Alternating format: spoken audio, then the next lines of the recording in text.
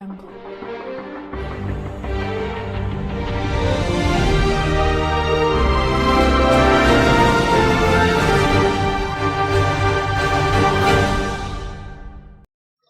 my dear students, very fine good evening to you all.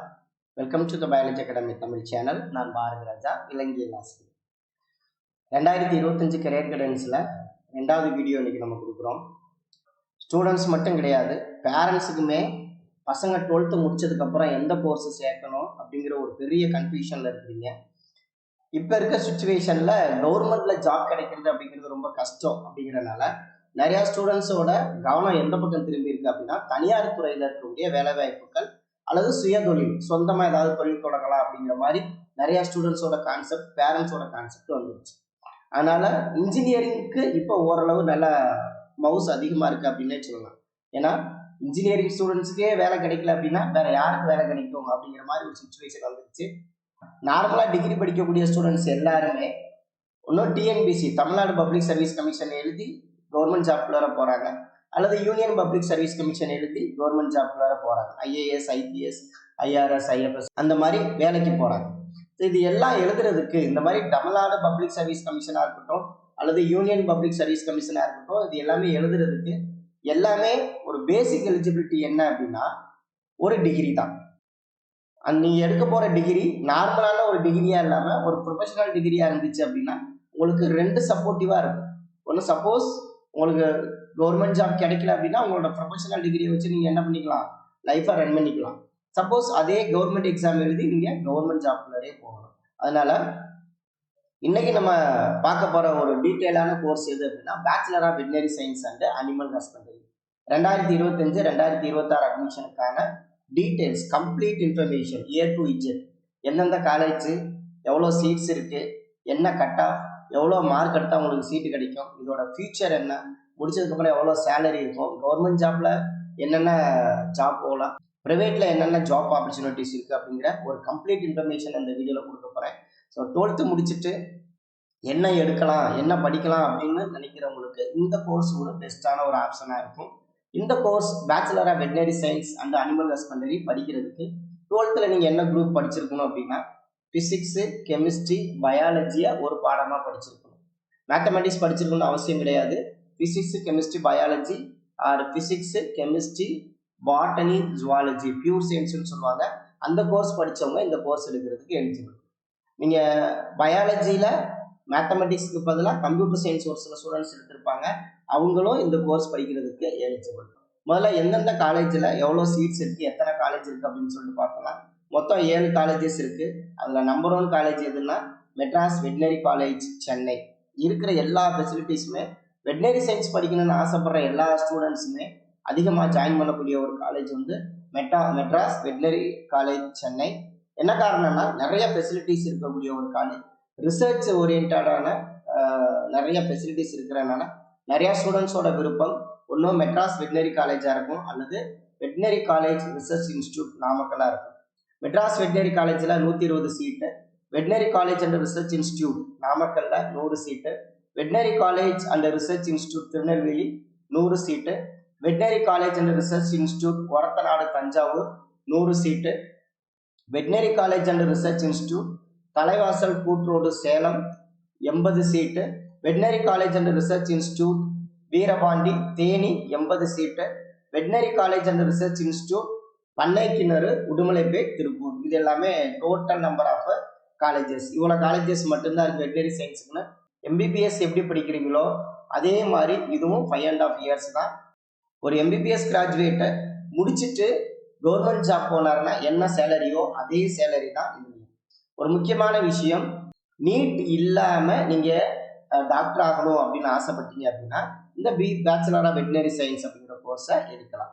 NEET மூலமாகவும் join பண்ணலாம். But NEET மூலமாக join பண்ணக்கூடிய students all India கோட்டாவில் seat எடுக்கிற மாதிரி. தமிழ்நாடு கோட்டாவில் வெட்டினரி சயின்ஸ் படிக்கிறதுக்கு நீட் என்ட்ரன்ஸ் எக்ஸாம் கிடையாது. நீங்கள் 12th என்ன மார்க் எடுத்தீங்களோ அதை வச்சு தான் உங்களுக்கு அட்மிஷன். அடுத்து பிபிஎஸ்சி வெட்டினரி சயின்ஸ் படித்தோம் அப்படின்னா எங்கெங்கெல்லாம் நமக்கு ஜாப் ஆப்பர்ச்சுனிட்டிஸ் இருக்குது அப்படின்னு சொல்லிட்டு பார்த்துடலாம். இந்த படிப்பு மட்டும் கிடையாது, எந்த படிப்பு படித்தாலுமே நீங்கள் நல்லா படித்தா மட்டும்தான் அந்த கோர்ஸில் நீங்கள் சைன் பண்ண முடியும், அந்த ஜாப்பில் உங்களால் சக்ஸஸ் பண்ண முடியும். எம்பிபிஎஸ் முடிச்சுட்டு பிரைவேட் ஹாஸ்பிட்டலில் மந்த்லி சேலரிக்கு ஒர்க் பண்ணுற டாக்டர்ஸும் இருக்கிறாங்க. உங்களோட வேலை அப்படிங்கிறது நீங்கள் எடுத்த கோர்ஸை எப்படி படிக்கிறீங்க அப்படிங்கிறத பொறுத்து தான் உங்களுக்கு அமையும். அது மாதிரி இன்ஜினியரிங் கிராஜுவேட்ஸ்க்கு வேலை இல்லைன்னு சொல்கிறோம். ஆனால் கேம்பஸ் இன்டர்வியூவில் செலக்ட் ஆகக்கூடிய இன்ஜினியரிங் கிராஜுவேட்ஸ் எல்லாருமே மோர் தென் 2 lakhs 3 lakhsன்னு மந்த்லி சேலரி வாங்க தான் செய்கிறாங்க. அதனால் நீங்கள் எடுக்கிற கோர்ஸை படிக்கிற கோர்ஸை நல்லா இன்வால்மெண்ட்டாக படிச்சிங்க அப்படின்னா எல்லா கோர்ஸ்லேயும் உங்களால் சக்ஸஸ் பண்ண முடியும். இப்போ வெட்னரி சயின்ஸ் படித்தா எந்தெந்த கவர்மெண்ட் ஜாப் அவைலபிளாக இருக்குது அப்படின்னு பார்த்தோம்னா வெட்னரி அசிஸ்டன்ட்னு ஒரு ஜாப் இருக்குது, வெட்னரியன் சர்ஜன் அப்படிங்கிற ஒரு job, and veterinary food inspector, veterinary professor and veterinary officer, அதாவது அனிமல் வெல்ஃபேர் ஆர்கனைசேஷன்லேருந்து அப்பாயின்ட் பண்ணக்கூடிய veterinary officer, agriculture research service அப்படிங்கிற ஒரு எக்ஸாம், ஏஆர்எஸ் எக்ஸாம் எழுதி நீங்கள் சயின்டிஸ்டாக போகலாம்.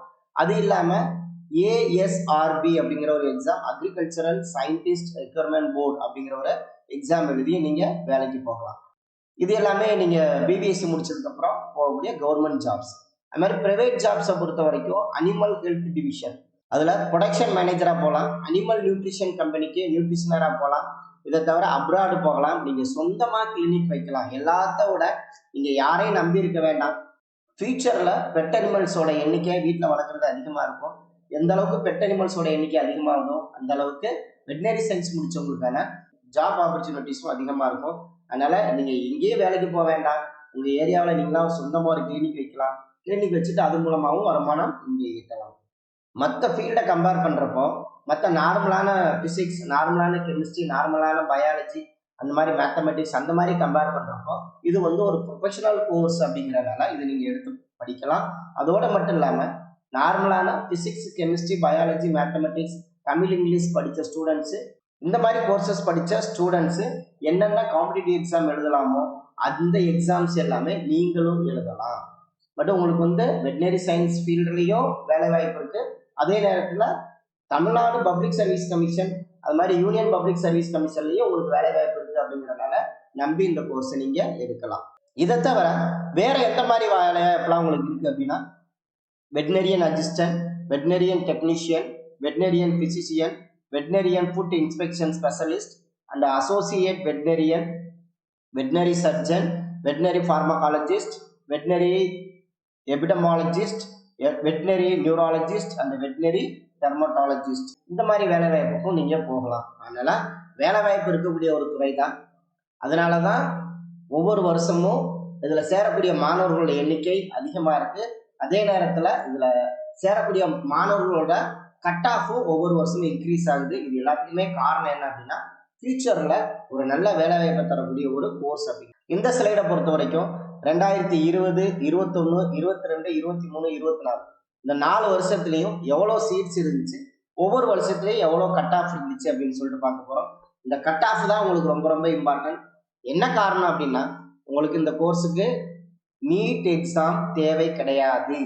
அதனால நீட் எக்ஸாம் இல்லாமல் நீங்கள் டாக்டர் ஆகணும் அப்படின்னு ஆசைப்பட்டீங்க அப்படின்னா இந்த கோர்ஸ் எடுக்கலாம்னு சொல்லிட்டு ஏற்கனவே சொல்லிட்டேன். 2020 360 சீட்டாக இருந்தது, 2024 660 சீட்டாக இன்க்ரீஸ் ஆயிருக்கு.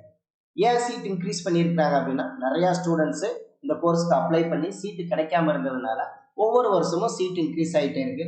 பாருங்க, 2021 480, 2022 580, 2023 580 இருந்துட்டு 2024 660 சீட்டு கவுன்சிலிங். இப்போ மற்ற கோர்சஸ்க்கு மாதிரியே சீட் ரிசர்வேஷன் ஓப்பன் கேட்டகரிக்கு 31%, பிசிக்கு 26.5%, பிசி முஸ்லீமுக்கு 3.5%, எம்பிசிக்கு 20%, எஸ்சிக்கு 15%, எஸ்சிஏக்கு 3%, எஸ்டிக்கு 1%.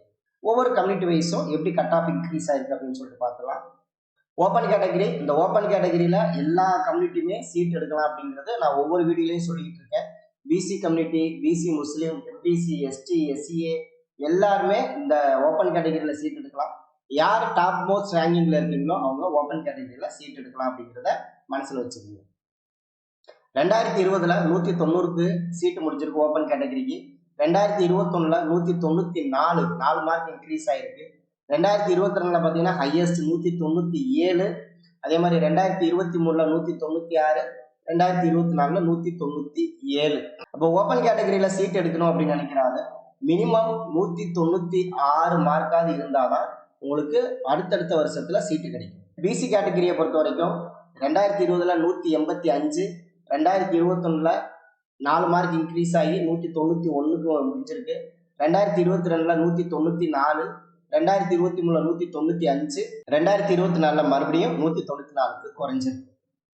பிசி முஸ்லீமை பொறுத்த வரைக்கும் 2020ல 178க்கு கிடைச்சிருக்கு, 2021ல 188க்கு கிடைச்சிருக்கு, 2022ல 191க்கு கிடைச்சிருக்கு, 2023ல 188க்கு கிடைச்சிருக்கு, 2024ல ஹையஸ்ட் கட்டா 192.50க்கு கிடைச்சிருக்கு. எம்பிசி கேண்டிடேட்டுக்கு 2020ல 184க்கு கிடைச்சிருக்கு, 2021ல 191, 2022ல 193, 2023ல 195, 2024ல 194க்கு கிடைச்சிருக்கு. எஸ்சி கேண்டிடேட்டுக்கு 2020ல 175, 2021ல 186, 2022ல 190, 2023ல 193, 2024ல 192 மார்க்கு கிடைச்சிருக்கு. எஸ்சிஏ கேண்டிடேட்டுக்கு 2020ல 176, 2021ல 187, 2022ல 188, 2023ல 189, 2024ல 189க்கு முடிஞ்சிருக்கு. ஹையஸ்டா 2023ல. எஸ்டி கேண்டிடேட்டுக்கு 2020ல 169, 2021ல 184, 2022ல 186, 2023ல 189, 2024ல 188க்கு முடிஞ்சிருக்கு. ஸோ ஹையஸ்டா 2023ல தான் இருந்திருக்கு. 2023 கம்பேர் பண்றப்போ 2024ல கட் ஆஃப் கொஞ்சம் குறைஞ்சிருக்கு. ரீசன் என்ன அப்படின்னா சீட் இன்க்ரீஸ் ஆனது ஒரு ரீசனா சொல்லலாம். இந்த கட் ஆஃப் எல்லாமே நார்மல் ஸ்டூடெண்ட்ஸுக்கு 7.5 ரிசர்வேஷன்ல வரக்கூடிய ஸ்டூடெண்ட்ஸுக்கு இந்த கட் ஆஃப் பொருந்தாது. அதனால இது அதர் தென் த 7.5 ரிசர்வேஷன், 7.5 ரிசர்வேஷன்ல இல்லாத ஸ்டூடெண்ட்ஸுக்கு தான் இந்த கட் ஆஃப். இந்த கட் ஆஃப் வரணும்னா 12th பப்ளிக் எக்ஸாம்ல நீங்க எவ்வளவு மார்க் எடுக்கணும் அப்படிங்கிறத நீங்க தெரிஞ்சுக்கணும்.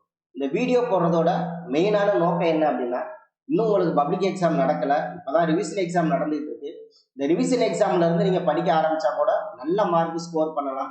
அதனால ஒவ்வொரு கோர்ஸுக்கும் எவ்வளவு மார்க் எடுக்கணும் அப்படிங்கிறத நீங்க தெரிஞ்சுக்கிட்டீங்க அப்படின்னா அதுக்கு தகுந்த மாதிரி ஹார்ட் ஒர்க் பண்ணுங்க. அதுக்கு தகுந்த மாதிரி உங்களோட மார்க்கை ஃபிக்ஸ் பண்ணி படிச்சீங்க அப்படின்னா ஒரு எய்மோட படிச்சீங்கன்னா நல்ல ஸ்கோர் வரும். நல்ல ஸ்கோர் வந்துச்சுன்னா இந்த மாதிரி நல்ல கோர்ஸ்ல ஜாயின் பண்ணலாம் அப்படிங்கிறதுக்காக தான் இந்த வீடியோ முன்னாலேயே போடுறேன். அதனால இந்த 190 அல்லது 185 அல்லது 175 கட் ஆஃப் எடுக்கணும் அப்படின்னா நீங்க 12th ஒவ்வொரு சப்ஜெக்ட்ல எவ்வளவு மார்க் எடுக்கணும் அப்படிங்கிறதையும் பார்த்துக்கலாம். இது கட் ஆஃப் பார்க்கக்கூடிய மெத்தட். பயாலஜி, கெமிஸ்ட்ரி, பிசிக்ஸ் 3 சப்ஜெக்டை தான் நீங்க எடுத்துக்க போறீங்க. பயாலஜில என்ன மார்க் வருதோ அந்த மார்க்கை அப்படியே எடுத்துக்கோங்க. 100க்கு என்ன மார்க் எடுக்கிறீங்களோ அதை அப்படியே எடுத்துக்கோங்க. கெமிஸ்ட்ரியை பொறுத்த வரைக்கும் என்ன மார்க் எடுக்கிறீங்களோ அதுல 50% எடுத்துக்கோங்க. இவர் பயாலஜியில் 89 எடுத்திருக்காரு, அதனால 89 அப்படியே போட்டாச்சு. ஒரு எக்ஸாம்பிளுக்காக சொல்றேன். கெமிஸ்ட்ரி 91 எடுத்திருக்காங்க, 91ல 50% ஆஃப் மார்க் எவ்வளோன்னா 45.50. பிசிக்ஸ்ல ஒரு 84 எடுத்தாரு அப்படின்னா அதுல 50% எவ்வளோ அப்படின்னா 42. பயாலஜியில் எடுத்த டோட்டல், கெமிஸ்ட்ரியில இருக்கக்கூடிய 50% டோட்டல், பிசிக்ஸ்ல இருக்கக்கூடிய 50% டோட்டல், இதை மூணையும் ஆட் பண்ணா உங்களுக்கு ஒரு டோட்டல் வரும். இந்த டோட்டல் தான் உங்களுக்கு வெட்னரி சயின்ஸோட கட் ஆஃப். பாருங்க, 89, 91, 84 எவ்வளவு நல்ல மார்க் எடுத்திருக்காரு. இந்த நல்ல மார்க் எடுத்தவருக்கே கட் ஆஃப் எவ்வளவுதான் வருது? 176 தான் வரும்.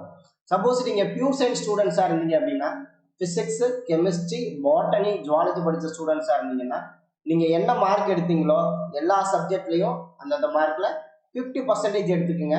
50% எடுத்துக்கிட்டீங்க அப்படின்னா அதுல வரக்கூடிய டோட்டல் 4ஐயும் ஆட் பண்ணீங்கன்னா உங்களுக்கு டோட்டல் வரும். அதுதான் உங்களோட வெட்னரி சயின்ஸ் கட் ஆஃப். இப்படிதான் நீங்க கட் ஆஃப் பார்க்கணும்.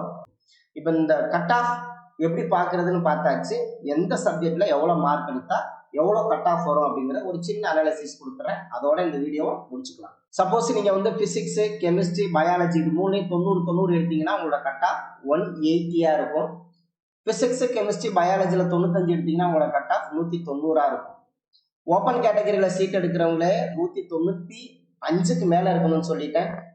194க்கு மேல உங்களோட கட் ஆஃப் இருக்கணும் அப்படின்னா உங்களோட மார்க் 12th பிசிக்ஸ், கெமிஸ்ட்ரி, பயாலஜில 97க்கு மேல இருந்தது அப்படின்னா உங்களோட கட் ஆஃப் 194 வரும். ஸோ பாருங்க, எவ்வளோ ஹார்ட் ஒர்க் பண்ணா 194 எடுக்கலான்னு பாருங்க. 97 மார்க்கு கிட்ட எடுத்தாதான் உங்களால கட் ஆஃப் 194க்கு வர முடியும். சப்போஸ் நீங்கள் ஃபிசிக்ஸில் ஒரு 95, கெமிஸ்ட்ரியில் ஒரு 95, பயாலஜியில் சென்டம் போட்டிங்கன்னா உங்களோட கட் ஆஃப் 195 வர்றதுக்கு வாய்ப்பு. 195 வந்துச்சுன்னா வெட்னரி சயின்ஸ் ஈஸியாக எடுத்துடலாம். இந்த வெட்னரி சயின்ஸை பொறுத்த வரைக்கும் உங்களோட கட் ஆஃபை தீர்மானிக்கிறது பயாலஜி மார்க் தான். அதனால பயாலஜியில் நல்ல ஸ்கோர் வாங்குறதுக்கு ட்ரை பண்ணுங்க. இப்போ ஃபிசிக்ஸில் 90, கெமிஸ்ட்ரியில் 90, பயாலஜியில் சென்டம் போட்டாலும் உங்களோட கட் ஆஃப் 190 வரும். ஃபிசிக்ஸில் ஒரு 85, கெமிஸ்ட்ரியில் ஒரு 85, பயாலஜியில் சென்டம் போட்டாலும் உங்களோட கட் ஆஃப் 185 வரும். ஸோ உங்களோட கட் ஆஃப் மினிமம் 185லேருந்து 195 இருந்துச்சு அப்படின்னா வெட்னரி சயின்ஸ் கிடைக்கிறதுக்கு வாய்ப்புகள் நிறையா இருக்குது. இந்த 185, 195 கட் ஆஃப் எடுக்கிறதுக்கு என்னென்ன வழிமுறை இருக்குன்னு சொல்லிட்டேன். எல்லாருக்குமே வரக்கூடிய ஒரு டவுட் என்ன அப்படின்னா இதோட ஃபீஸ் ஸ்ட்ரக்சர் என்ன அப்படின்னு சொல்லிட்டு எல்லாருமே தெரிஞ்சுக்கணும்னு ஆசைப்படுவீங்க. டியூஷன் ஃபீஸ் அப்படிங்கிறது 8000 ஒரு செமஸ்டருக்கு. ஃபர்ஸ்ட் இயரில் ஒரு 8000, செகண்ட் இயரில் ஒரு 8000, தேர்ட் இயரில் ஒரு 8000, ஃபோர்த் இயரில் வந்து 12000 அண்ட் இன்டர்ன்ஷிப் அதில் வந்து 1 இயர் அதில் ஒரு 8000 கட்டுற மாதிரி இருக்கும். இதில் எஸ்சி, எஸ்டி, எஸ்சிஏ கேண்டிடேட் இந்த 8000 டியூஷன் ஃபீஸ் கட்ட தேவை கிடையாது. அது மாதிரி ஃபிசிக்கலி சேலஞ்சு பர்சனுக்கும் இந்த ஃபீஸ் கட்ட வேண்டியது கிடையாது. எக்ஸாமினேஷன் ஃபீஸ் எல்லாத்துக்குமே காமனாக 4000 தான் வரும். அப்போ எஸ்சி, எஸ்டி, எஸ்சிஏ கேண்டிடேட் வந்து வருஷத்துக்கு 4000 தான் கட்ட போறீங்க. அதுவும் இல்லாமல் ஃபைனல் எக்ஸாமினேஷன் ஃபீஸ் ஒரு 2000. ஸோ ஒரு வருஷத்துக்கே 6000 ரூபாயில நீங்கள் என்ன பண்ணிக்கலாம், ஒரு வருஷத்துக்கே 6000 ரூபாயில நீங்கள் கோர்ஸே முடிச்சுட்டு வெளியில் வந்துடலாம். ஸ்காலர்ஷிப் உங்களுக்கு அவைலபிளாக இருக்கும். ஸ்காலர்ஷிப் வாங்கிக்கலாம், லோன் போட்டுக்கலாம். அதனால படிக்கிறதுக்கு காசு இல்லை அப்படின்னு நினைக்கிறவங்க, நான் நல்லா படிப்பேன் சார், நல்ல கோர்ஸ் எடுக்கணும்னு ஆசைப்படுறேன் சார், ஆனால் என்கிட்ட பைசா இல்லை சார் அப்படின்னு நினைச்சிங்க அப்படின்னா மற்ற கோர்ஸை கம்பேர் பண்ணுறப்போ இதுக்கு ஃபீஸ் ரொம்ப கம்மி அப்படிங்கிறனால இந்த ப்ரொஃபஷனல் கோர்ஸை நீங்கள் எடுத்து படிக்கலாம். வெட்னரி சயின்ஸ் சம்மந்தமாக எல்லா தகவலும் கொடுத்துட்டேன். A to Z அப்படின்னு சொல்லுவோம். அதாவது எத்தனை காலேஜ், ஒவ்வொரு காலேஜில் எவ்வளோ சீட்ஸ் இருக்குது, அந்த காலேஜில் படித்தா என்னென்ன ஜாபுக்கு போகலாம், உங்களோட சேலரி என்ன, அதே நேரத்தில் எவ்வளோ கட் ஆஃப் இருக்கணும், கட் ஆஃப் எப்படி கால்குலேட் பண்ணுறது, அதோட ஃபீஸ் ஸ்ட்ரக்சர் என்ன அப்படிங்கிற ஒரு கம்ப்ளீட் இன்ஃபர்மேஷனை கொடுத்துருக்குறேன். இந்த வீடியோ கண்டிப்பாக உங்களுக்கு யூஸ்ஃபுல்லாக இருக்கும் அப்படின்னு நம்புகிறேன். இந்த வீடியோ உங்களுக்கு பயன்பட்டது மாதிரி உங்களை மாதிரி இந்த வருஷம் 12th படிக்கக்கூடிய ஸ்டூடெண்ட்ஸ் எல்லாத்துக்குமே பயன்படணும் அப்படிங்கிறது என்னோட ஆசை. அதனால் இதை பார்க்குற டீச்சர்ஸ், இதை பார்க்குற பேரண்ட்ஸ், இதை பார்க்குற ஸ்டூடெண்ட்ஸ் இந்த வீடியோவை மறக்காமல் உங்கள் ஃப்ரெண்ட்ஸ், உங்கள் நண்பர்கள் எல்லாத்துக்கும் ஷேர் பண்ணுங்கள். இந்த வீடியோவில் இருந்து நீங்கள் கடைசியாக வெட்னரி சயின்ஸ் போய் ஜாயின் பண்ணுற வரைக்கும் உங்களுக்கு தொடர்ச்சியாக வீடியோ கொடுத்துக்கிட்டே இருப்பேன். அதனால் தொடர்ச்சியாக நான் போடுற வீடியோ எல்லாத்தையும் பாருங்கள். அட்மிஷன் சம்மந்தமாக ஏதாவது டவுட் இருந்துச்சுன்னா கமெண்ட் பாக்ஸில் போடுங்க. நான் மறக்காமல் உங்களோட கமெண்ட்ஸுக்கு நான் ரிப்ளை பண்ணுறேன். அடுத்த வீடியோவில் இன்னொரு கோர்ஸை பற்றி பேசலாம். நன்றி, வணக்கம்.